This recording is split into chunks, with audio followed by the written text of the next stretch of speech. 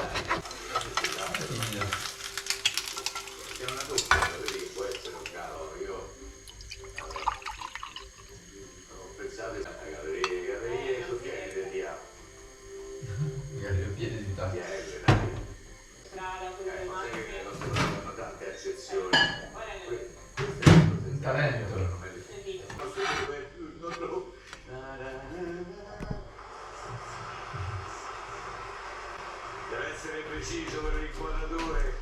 Allora, da capolavoro dobbiamo scendere da riserva con la sillaba fortunata.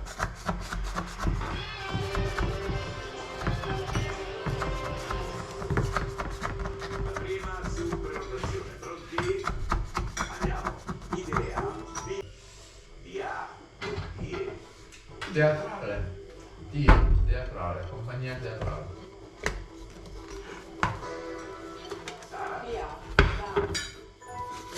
Giusto, dia, dame. Nasira ako tuloy. È proprio rovinata. Ho rovinato completamente. Guarda. Infatti il 50% le dame, i cavalieri, gli amori. Dapat di ko na tinanggal sa pan, sa baking pan. Nasira, fail. Di bale, masarap pa rin yan. Vuoi mangiare dopo questa? Il pezzo di una fetta di torta.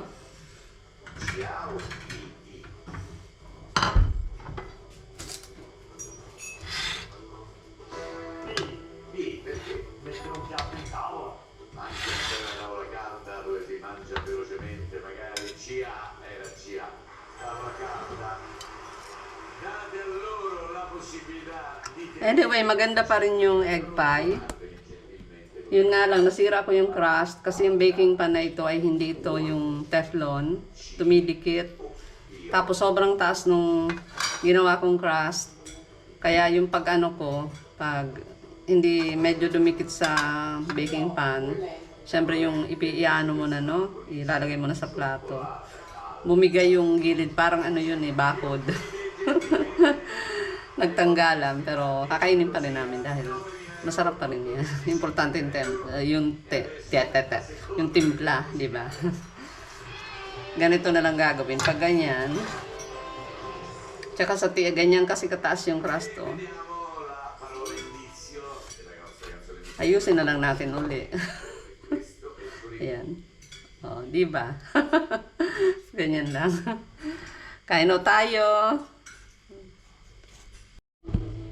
Kunin natin tong mga nalaglag dun sa egg pie. Ibibigay natin sa mga ibon. Pumupunta sila sa balkon. Yan, ganyan lang ginagawa ko. Kapag may mga ano ako, yung bawa kanin, kaya yung ito, mga breadcrumbs, madalas nilalagay ko dito dahil napunta sila dito. Yan, tutukain nila yan. Unahan na lang sila nung ibon na malalaki at yung maliliit na ibon. Yan si Minos. Nagsa-sunbathing. Minos style sol eh. Yung kamatis. So, lumalaki yung kamatis. Ganda ng panahon uli. Kape-kape nga muna. Kundi pa ako nagko-coffee. Kumusta po kayo nga pala? Good morning, good afternoon, good evening. Pinag-almusal ko na yung asawa ko. Dahil 10:30 na rito. Baka hindi na raw siya mag-lunch. Sabi niya 2 itlog. Bihira naman siya kumain ng itlog eh. Mas madalas pa nga ako. Tapos yung tinapay nga na binake ko kagabi. Gustong gusto niya. Di ba nilagyan ko yan ng oatmeal, chia seeds, tsaka yung sesame. Sesamo pala. Sesamo Sesamo sa Italiano kasi sesame seed sa atin sa English, no? Ayusin ko yan mamaya, hiwa-hiwain ko para tapos ilalagay ko sa container uli. I-ref ko kasi may ginang i-ref ngayon ang mga ganyan dahil mainit na. Baka amagin sa labas dahil pag may humidity lalo, inaamag yung mga tinapay, di ba? Gawa muna nga ako ng coffee kung makapagkape rin muna at makapanood nitong favorite namin na show, itong hinuhulaan yung mga salita, itong Reazione a Catena, ano yan, chain reaction sa English. Favorite naming show dito. Actually gabi yan, kaya lang nare-register yan sa isang channel. So doon na lang namin pinapanood. Kaya kahit hindi mo mapanood mismo sa oras nila, yung oras talaga nila ng palabas, pwede mong panoorin kung kailan mo gusto dahil naka-register na yun. By for now, mamaya uli ang chika.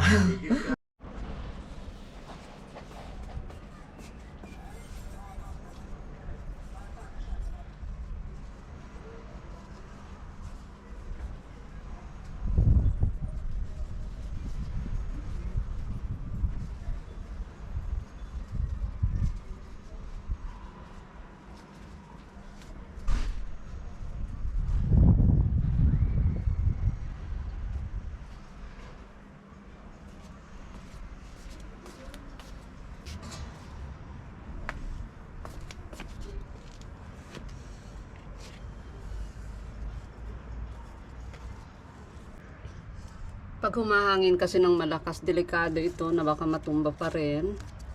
Nagbagsakan nga ngayong mga dahon, kaya tinali ko. Itong mga tali na ito, sinisave ko ito pag Pasko, galing to sa mga regalo. Tinatabi ko, hindi ko itinatapon dahil nagagamit ko sa mga ganitong bagay. Mga mahilig magtanim, baba natin ng konti kasi masyado namang hilang-hila. Tapos ito ganun din, tinali. Ito naman galing to dun sa binili kong plaid. Tinabi ko rin. Marami kasing pwedeng paggamitan. Tinali ko rin ito dahil ito exposed talaga sa hangin. Kapag humangin ng malakas dito, pwede itong matumba. Ayan nga, medyo lumabas na yung ugat. Kaya nag-alala ako. Dinagdagan ko ng lupa. Diba sabi ko nga, tumubo ito ng kusa. Hindi ko ito tinanim. Tumubo dito sa pot ng ng ito, girani. Ayan na lang natira dun sa maraming bulaklak. Siyempre, malalanta ang bulaklak, tapos may papalit, meron namang bago. Kaya nga paglanta na dapat tanggalin na. Ito nga dapat tanggalin ko na dahil halos konti na lang naman ang natirang bulaklak. Pero sayang naman, maganda pa rin namang tingnan. Baka kasi tapos na ang season ng pamumulaklak, sa September na uli ang kasunod. Tingnan natin. Ayan, marami-rami pa itong isa. Ito naman, very common sa atin ito sa Pilipinas, diba? Nung binili namin, may bulaklak na natapos na yon, tapos ito merong mga bagong lalabas. Sabi ko, mabuti pa pala ito, kahit common na halaman, pero mukhang masipag mamulaklak. Ang dami yung mga bagong bubuka na naman, o buds nga. Then ito naman, namulaklak na. Dapat gawan ko ito ng paraan na tumayo dito. Dapat siguro itali ko rin ito. Hindi mapirmis, palipat-lipat. Minsan natutumba dito sa may ceiling isa. Ito naman pinakapit ko na. Ito ang bagal ng paglaki, hindi ko alam bakit. Itong sabay namin binili ito. Pareho lang sila ng size. Ito umaakyat na humaba na. Itong isa hindi, nag-remain na maliit. Namumulaklak din paminsan-minsan, pero buhay naman, healthy naman. Iba-iba lang talaga siguro. Parang tao rin. Parang ako, nasugpo sa paglaki. Eto. Hindi ko na ito itatali. Total, nakatago naman sa meron namang protection, mga may katabing. Ito siguro ang dapat kong i-guide. Itali ko kaya dito para mapirmis sa isang lugar. Ayan ang mga pinagagagawa ko ngayon. Para maprotektahan yung. Ito ang ganda pa, diba? Ganda-ganda pa nito.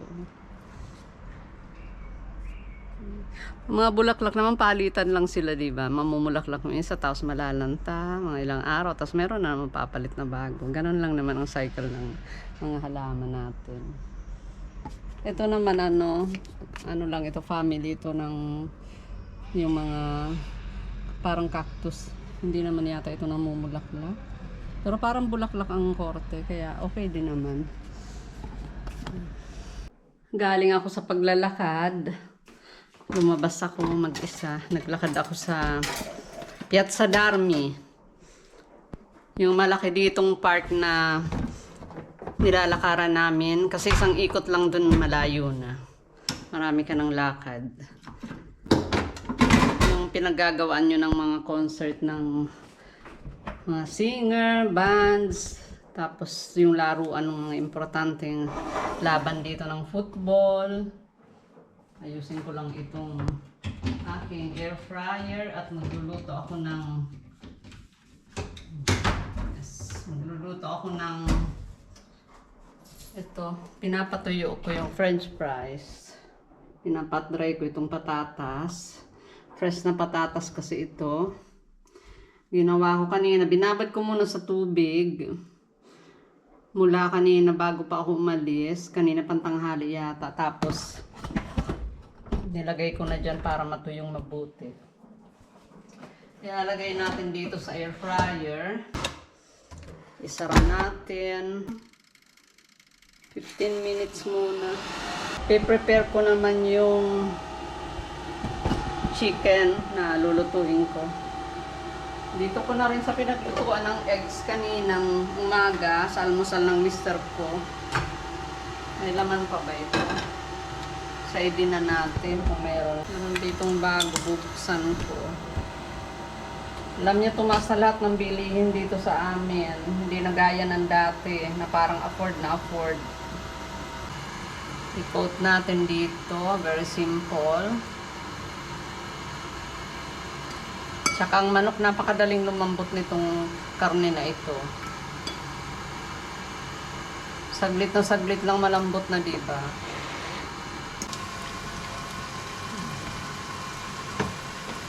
Kasya ba? Sakto lang yung sakto lang halos yung breadcrumbs. Hindi ko na muna bubuksan yung bago. Pwede na ito. Sumobra naman. Ilabas na natin itong mga armas ko. Pag yan ang kakainin ko, siguradong dapat meron akong mayonnaise at ketchup. Hindi pwedeng wala. Natin muna. Basil. Gusto ko ito. Tsaka itong para may salad. Kahit konti lang. Tomato. Tsaka basil. Alam mo naman, may pagkakambing tayo eh.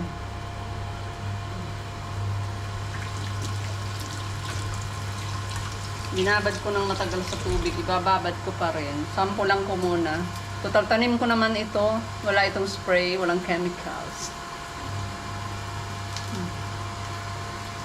Alikabok lang talaga dahil nasa may kalsada syempre. Tsaka merong bahay sa taas namin. Alam nyo, dati, meron akong kaibigan na sa Facebook, taga US. Sabi niya sa akin, kasi alam niya nasa Italia. Pagka daw kumakain ng maraming herbs, mga herbs or herbs, ano bang dapat? Dito kasi hindi pronounce ang H. Wala akong H dito. Herba ko ang tawag dyan sa ganyan. Mga damo, ganyan. Sabi niya, pag kumakain daw ng mga mahilig ka kumain ng mga ganyan, hindi daw masyadong mabaho ang dumi ng tao. Hindi niya naman sinabing proven yon ng mga doktor, ng mga scientist o kung sino man ang nakakaintindi dyan. Sa experience niya yon, dahil kumakain daw siya, mahilig daw siya sa mga ganito rin na. Pinag-uusapan kasi namin yung mga luto dito, yung mga basil, ganyan. Ay, nulak man siya. Parang yung nga ng matanda, sa atin nung araw. Mga matatandang nagnganga. Nakakikita ko noon. Kapag panay ang kain niya ng mga ganito, mga rosemary, basil, ano pa ba? how do you call that? Thyme, mint, tsaka yung, meron pang isa yan. May salvia eh. Ano ba yung salvia sa English? Nakalimutan ko. Basta daw ganun, nilalagyan yung mga luto niya. Napansin niya raw yun, hindi less ang amoy ng dumi, ng discharge. Kasi dati nagluto ako, nagsabi ako sa kanya na lutuin niya yung pasta with tuna in can. Niluto niya raw dun sa parang party nila, mga get together ng mga friends nila, family friends. Gustong gusto raw, yun daw ang unang naubos. Alam mo, may pasta kasi rito. Kung wala kang ibang kung pwede naman yung tuna na lang parang sa ating canned tuna. Tapos lagyan mo ng oregano, basil, bawang sibuyas, kamatis. Okay, na yun, meal na yun. Simple lang ho ang mga pasta ng Italian dito, hindi ganun kakomplikado. Baka akala sa Pilipinas, hindi pwede magpasta ng walang ragu, nakakapagpasta nga sila dito ng olive oil lang, tsaka parmesan, cheese. O kaya naman olive oil lang tsaka bawang. Ganun lang. Kinakain na nila yun. Parang white. Plain na plain. Lalo na yung mga bata kapag may sakit, hindi pwede mong kainin ng mga heavy. Diba?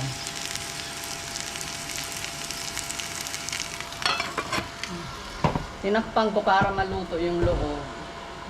Hindi lang masyadong malakas ang apoy. Ay, gulo-gulo naman dito. Kumusta naman ito? Yung ating french fries, medyo naluluto na, pero hindi pa yan luto. Sara ulit.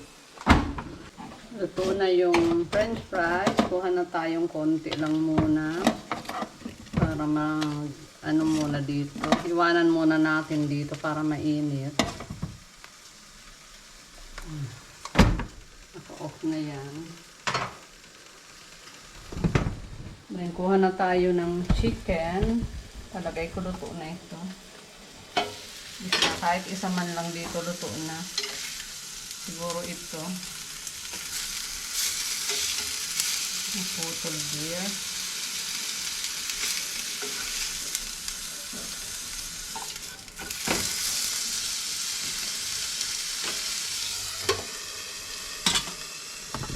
Ito ang ating dinner. Chicken, basil, tomato. Ang arte ko naman, tomato. British. Hindi ho ito po display. Talagang kinakain ko ito. Diba? Kaya nga sabi ko sa inyo. Exhibition. Exhibition ng kambing.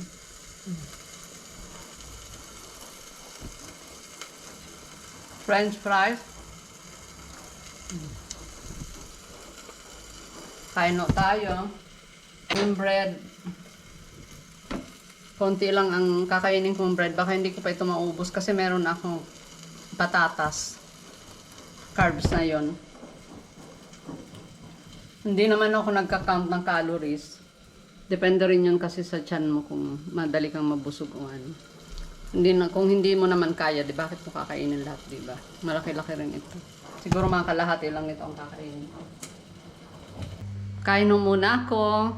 Kain tayong lahat. Bon appetito dun sa mga maghahapunan. Sa mga natutulog, have a good sleep. At sa mga nag-enjoy, enjoy your life while young. Bye for now.